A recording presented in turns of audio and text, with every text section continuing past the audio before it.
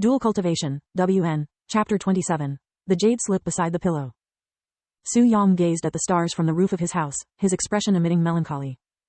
He was recalling the many occasions he had spent in his previous life watching the stars flicker in the night sky. However, during those times, he wasn't alone but had the company of his loved ones. How are they doing? Are they still alive? These kinds of questions would appear in his mind every time the stars would reveal themselves. Since when did the starry sky become so vast? Su Yang sighed as he closed his eyes, slowly falling asleep with the gentle night breeze caressing his long, black hair. When midnight arrived, the door beside Su Yang's room opened, and two figures walked out. "Hor, you have been doing it rougher than usual lately, are you okay?"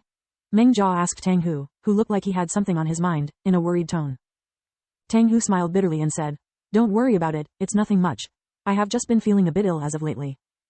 "You are sick? Are you okay? Did you go to the medicine hall for help yet?" "I have, it's nothing, really," Tang Hu confirmed with a confident smile, yet he was feeling bitterness inside his heart for lying to her face. However, he wasn't willing to reveal his fear of losing her to Su Yang, no matter what. "Then it's all good." Meng Jia sighed in relief, and she moved her lips closer to Tang Hu's ears. "I actually quite like it rough, you know. It feels like I am cultivating with someone else. It's a new experience."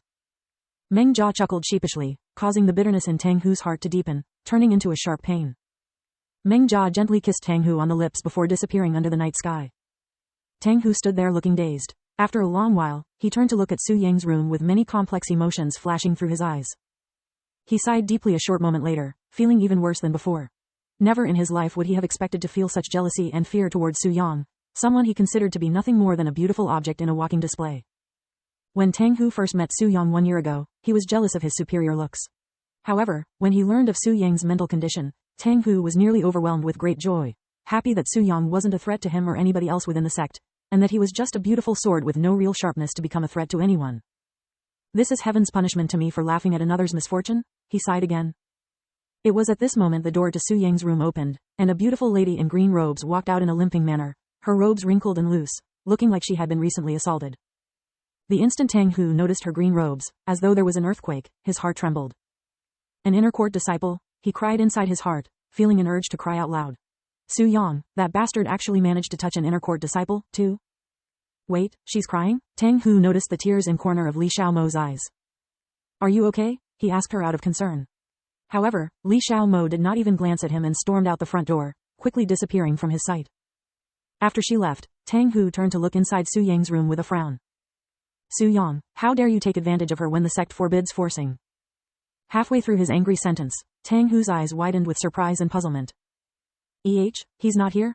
Tang Hu walked inside the room expecting Su Yang to be at the corner of the room, but he was surprised by the strong fragrance that greeted his nose the moment he stepped inside instead.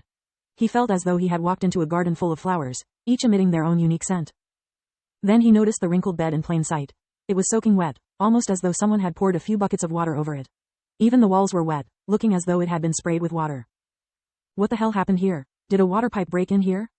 Tang Hu suddenly recalled the inner court disciple who had an ashamed expression on her red face as she left, and his jaw dropped at the possibility that this mess was caused by her, alone.